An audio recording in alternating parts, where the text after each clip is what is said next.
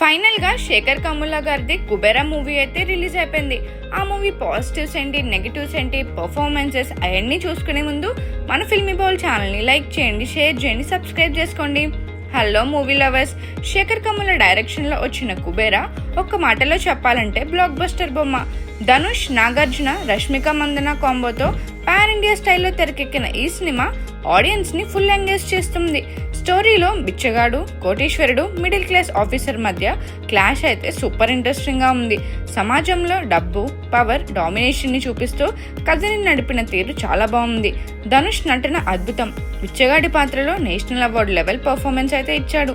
Nagarjuna rich powerful character లో screen ని ఊపేశాడని చెప్పాలి.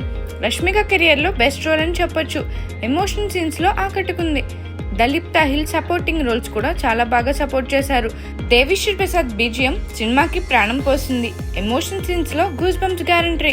పోయిరా మామ, అనగనగా కథ సాంగ్స్ ఇప్పటికే చార్ట్ బస్టర్స్.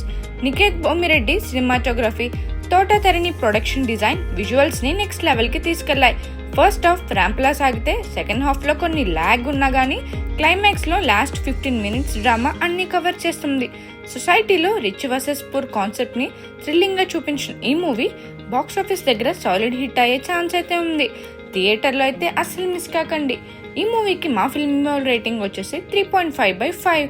ఈ మూవీని మీరు ఆల్రెడీ వాచ్ చేస్తుంటే మీకు ఎలా అనిపించిందో మా కామెంట్ సెక్షన్ లో తెలియజేసేయండి. మరిన్ని మూవీ అప్డేట్స్ కోసం, ఫిల్మ్ రివ్యూస్ కోసం ఫాలో అవుతూ ఉండండి ఫిల్మీ బౌల్.